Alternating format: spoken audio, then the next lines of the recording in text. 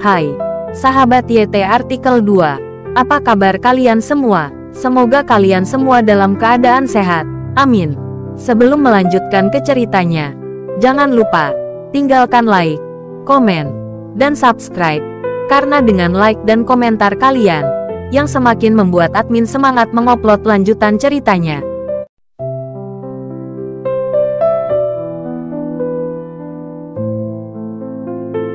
Episode 481. Kisah Aditya, anak bos besar yang berpura-pura miskin. Keluarga Okta masih cukup berbahaya, dan Aditya juga melihat bahwa Okta, Doni, dan Ridwan semuanya keras kepala dan berubah-ubah. Biarpun kita tidak membunuh mereka malam ini, kita tidak bisa membiarkan mereka melompat-lompat lagi. Pikirkan ini. Aditya mengeluarkan ponselnya dan menelepon Rizal. Rizal, saya ingin mengirim beberapa orang ke Afrika, kata Aditya kepada Rizal di telepon. Rizal masih menjalankan misi di luar negeri. Ketika dia mendengar Aditya mengatakan ini, dia langsung tersenyum. Haha, tuan muda, tambang emas di Afrika hampir habis penyimpanannya. Mengapa pergi ke sana? Aditya terkejut setelah mendengar ini dan berkata sambil tersenyum. Semakin banyak tenaga kerja gratis, semakin baik. Bagaimana mungkin Anda masih tidak bisa menyesuaikan diri? Ayo lakukan ini, tuan muda. Kirim orang-orang ini ke penjara rahasia di perbatasan dan biarkan mereka menjalani reformasi ketenaga kerjaan di sana. Rizal berpikir setelah memikirkannya. Dia berkata kepada Aditya, penjara rahasia. Aditya cukup terkejut.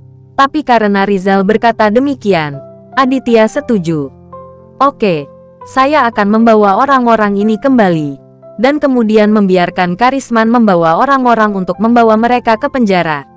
Kata Aditya, baiklah, tuan muda, saya akan kembali ke kota Manado sebentar lagi. Harap berhati-hati di sana. Aditya tidak berkata apa-apa lagi dan menutup telepon. Okta dan Doni mendengarnya dengan jelas. Begitu pula Ridwan.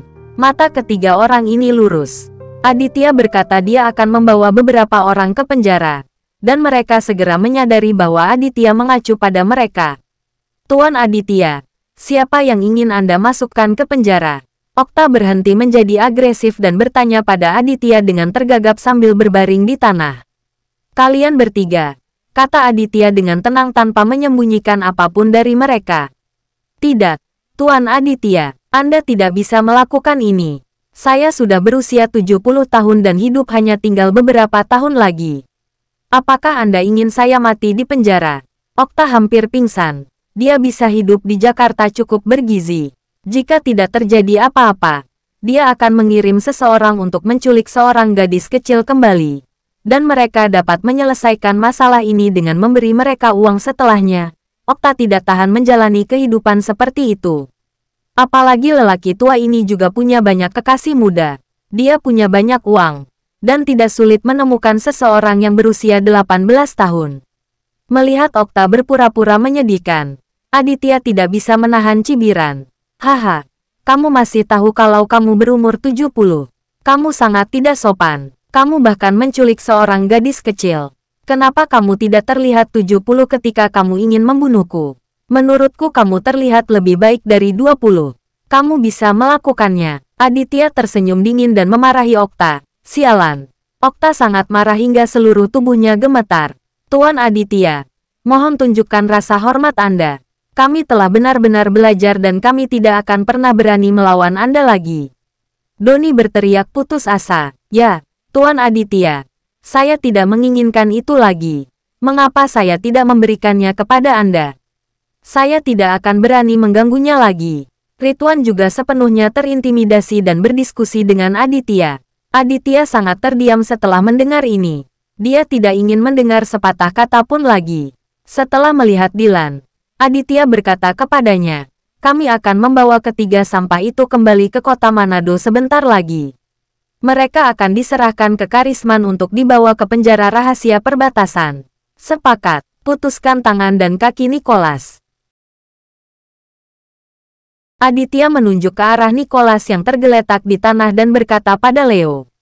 Dimengerti. Leo setuju dan berjalan dengan tongkat ayun. Apa? Patahkan lengan dan kakiku. Nicholas sangat ketakutan hingga jiwanya terbang menjauh. Rasanya seperti disuntik darah ayam. Dan dia melompat dari tanah dalam sekejap. Tuan Aditya, mohon belas kasihan Anda. Sebelum Nicholas menyelesaikan gertakannya, dia dipukul dengan tongkat di kedua kakinya. Klik, klik, klik. Nicholas jatuh ke tanah di tengah jeritan. Sebelum dia pulih, dua lengannya juga dipatahkan oleh Leo. Melihat Mustafa, yang kakinya juga patah, Aditya mendengus dingin dan berkata, "Mustafa, apa yang akan kamu lakukan?" Mustafa sangat ketakutan. Dia dulu mengira Nicholas cukup hebat. Tapi sekarang sepertinya ada seseorang di luar yang lebih kuat. Putra dari keluarga Edward. Benar saja, Tuan Aditya. Kedua kaki saya patah. Ini sudah cukup menyedihkan. Mustafa tidak berani menjadi sombong lagi dan berpura-pura menjadi menyedihkan di depan Aditya. Itu tidak cukup menyedihkan. Masa depan ayah mertuamu akan jauh lebih buruk daripada kamu, kata Aditya dingin, lalu melambai pada Leo. Leo mengerti maksud Aditya dan pergi untuk mematahkan kedua lengan Mustafa. Ratapan bergema di hutan belantara, dan lebih dari 20 orang di bawah Nicholas, serta beberapa orang di bawah Okta. Semuanya ketakutan seperti sekam. Namun, Aditya tidak mempersulit antek-antek kecil ini. Kali ini, dia mengambil tongkat ayun dari tangan salah satu bawahannya, lalu berjalan ke arah Matsushima Jiro.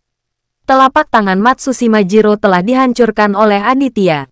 Itu sangat menyakitkan. Melihat Aditya datang saat ini, hati Matsushima Jiro berdebar kencang. Dia bahkan diam-diam mengutuk Okta di dalam hatinya.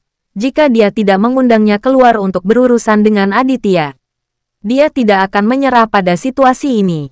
Aditya, apa yang akan kamu lakukan? Matsushima Jiro melotot yang tajam dan bertanya kepada Aditya dengan gugup. Kamu bilang kamu tidak tinggal dengan baik di negerimu. Apa gunanya melarikan diri? Aditya menimbang tongkat di tangannya dan bertanya pada Matsushima Jiro dengan suara dingin. Meskipun Matsushima Jiro merasa takut di dalam hatinya, dia sangat sombong di dalam hatinya. Menurutnya, Aditya tidak layak menjadi musuhnya, apalagi melakukan apapun padanya. Sialan, kamu berani memperlakukanku seperti ini. Kamu tidak akan selamat. Matsushima Jiro mengertakkan gigi dan mengutuk. Klik, Aditya tidak berkata apa-apa. Dia memukul kaki kanan Matsushima Jiro dengan pukulan yang keras. Ah, sialan. Dasar orang rendahan. Beraninya kamu melakukan ini padaku. Klik, klik, klik. Aditya menyerang 3 kali lagi, mematahkan seluruh anggota tubuh Matsushima Jiro. Matsushima Jiro tidak tahan lagi, dan dia tidak berani mengutuk lagi. Lihat dirimu, terbaring di sini seperti anjing mati. Apakah ini mulia? Aditya mencibir dan bertanya pada Matsushima Jiro. Mata Matsushima Jiro hampir pecah. Dia membenci Aditya. Tetapi dia tidak berani mengatakan hal kasar lagi. Karena kalau begitu, Aditya akan menghancurkan kepalanya.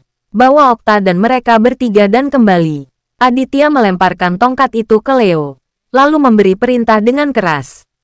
Setelah perintah diberikan, Dylan dan anak buahnya segera mulai mengambil tindakan. Okta, putra keduanya, dan cucunya dibawa ke dalam mobil. Malam ini adalah malam yang gelap bagi Okta.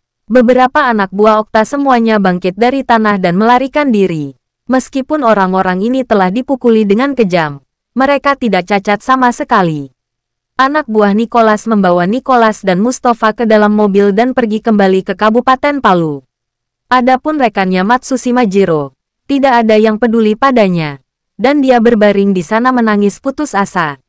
Mengeluarkan ponselnya, Matsushima Jiro menelepon anggota keluarganya. Bersambung.